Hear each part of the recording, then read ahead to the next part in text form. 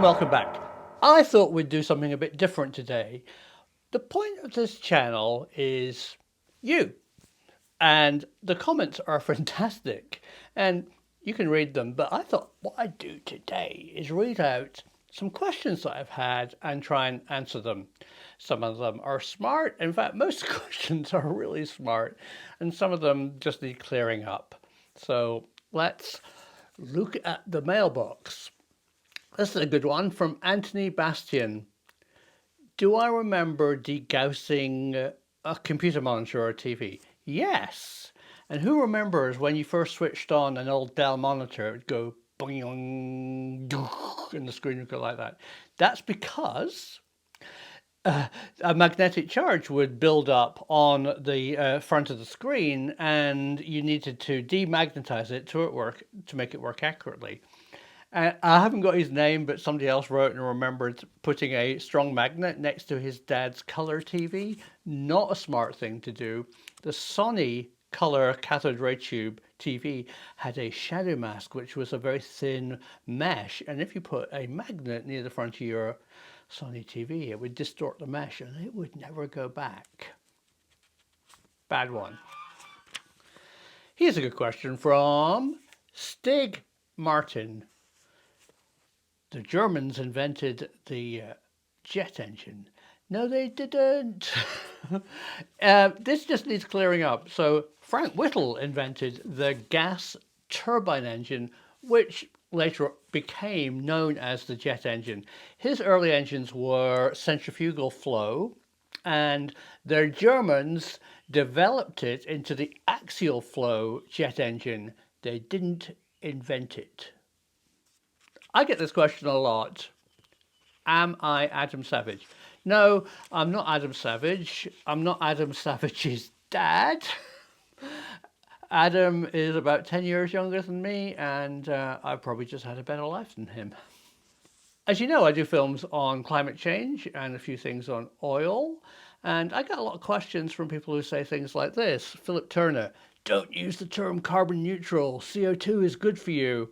Well, humans have increased the CO2 content in our atmosphere so much that we're back to a kind of pre-human level. Just look at the facts. There's an observatory on a high peak in Hawaii, which totally independently has measured the amount of carbon dioxide in our atmosphere. It's massive. And the other point that people make is, don't call oil a fossil fuel. It is a fossil fuel, and so is coal.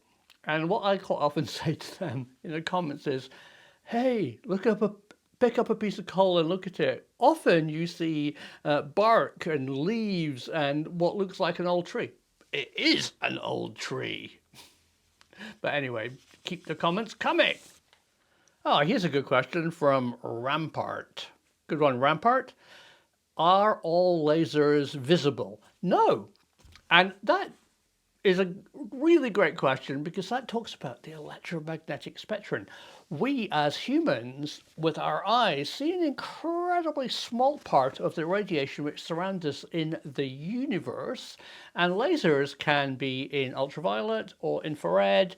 And in fact, they can be in exotic wavelengths, masers, microwave amplification, but which is a different type of laser.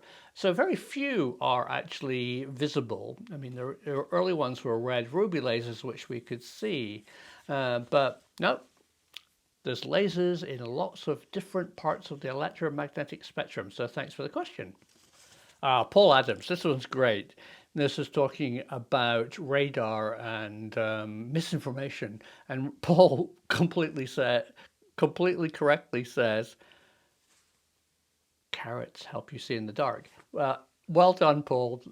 That quote was a piece of misinformation given out in World War II to explain why British fighter pilots were able to shoot down German aircraft at night. And they said that carrots helped them see in the dark. Of course, it was complete rubbish. Carrots are good for you, eat your carrots, but radar helps you see in the night. John Brace. Oh, this is a bit of a serious one, and it's worth answering. John says, Simon Dude, It sounds like your Patreon link is financial blackmail. It's not. Please just watch the videos. You don't have to become a patron. But let me just explain a little bit about how YouTube works. Here's the basic arithmetic. 1,000 views gets you, wait for this, $1 profit. One. And that goes up. So I worked in media all my life, and some jobs were pretty badly paid, but this is terrible. So to support any channel, not just mine, Patreon really helps, because YouTube is terrible. And it's not financial blackmail. You can watch, subscribe, ring the bell, all for free. You don't have to help make the films, just watch them. Watching them will build up the viewer count very slowly, but if you really want to help, Patreon's great. But anyway, good question. Oh, here's a few more. Oh yeah, Blueshift. And I thought this was really smart. We've been using the term the Tesla death ray, and Blueshift makes this really good point that maybe we've got it completely wrong. According to them, the Tesla death ray wasn't a powerful ray that blew things up. It was an electromagnetic pulse which stopped things. They supposedly did an experiment in Italy where it went for kilometers and switched off all the power of houses and cars. So maybe death ray was the opposite. I like that. That's great.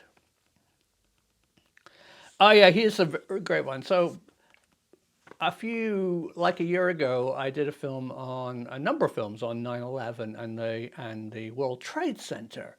And the most common comment I get, like this one from Chris Pollard, is, "This is absolute bullshit." Okay, thanks. I just feel like I should make this a bit clearer. So I really do kind of believe that 2 planes hit the World Trade Center and the World Trade Centers both fell down. I think most people agree with that. And first of all, let's say I'm not talking why this happened, although I think the World Trade Center was a classic target. But all I was trying to do in my 2 humble videos is add a bit of information to people who want to come up with their own theories.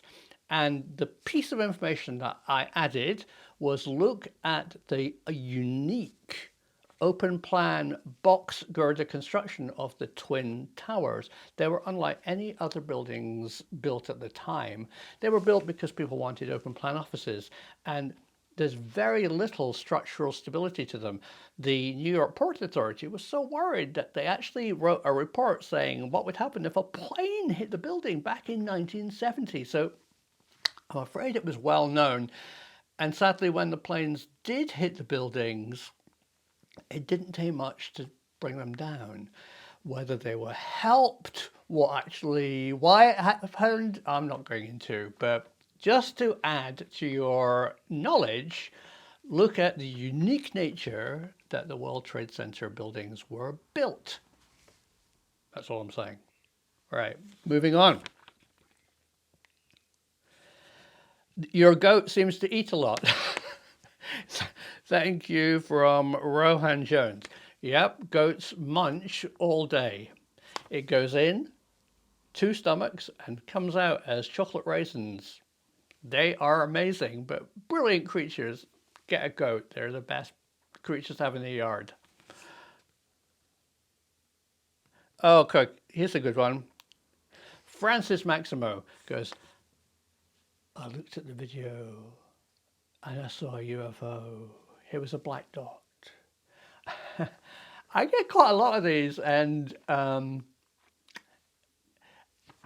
they're young people who don't understand that things used to be shot on film, and film used to get dirty in the darkroom and when you did prints, and quite a lot of the dirt or the black specks and things that you see on NASA pictures. I hear my geese. They're probably thinking that there's a UFO landed. A lot of the black spots that you see on video Oh, I should say on film and in photographs from the Nazi era, dust in the darkroom. Digital generation just don't understand that. Oh yeah. This is a good one. Concerned Citizen says, why are UFO films all fuzzy? I completely agree. Where is the really, really sharp, you can see details of the UFO? Not seen it, so I'm with you, Concerned Citizen. And Robbie Tucker Gaze. Oh yeah, I get this question a lot. Artists in the Middle Ages painted UFOs. You can see it in their pictures. There are a few paintings with strange kind of objects in the sky, but they represent, they're a representational thing for a deity. Sometimes they're astronomical things which they painted. I've yet to see a flying saucer, aluminum with windows with little green men looking out from a Middle Ages painting, or like a modern craft. They don't exist. I'm sorry. I wish they did, but they don't exist. And okay, so Susan Heavens, good one, Susan. And this is a great point. I'm an American and I don't trust my own government. I agree that these UFOs are military crafts and they actually have demons inside. All right, we'll forget the demon bit, but let me tell you a story. I worked in this amazing film and directed by David Carr Brown. It was for Arte, and he interviewed this American New York University professor who talked about the American-European paradox. And this is where I'll end my little talk today. And what he said in this film was, Americans trust big business and distrust their government.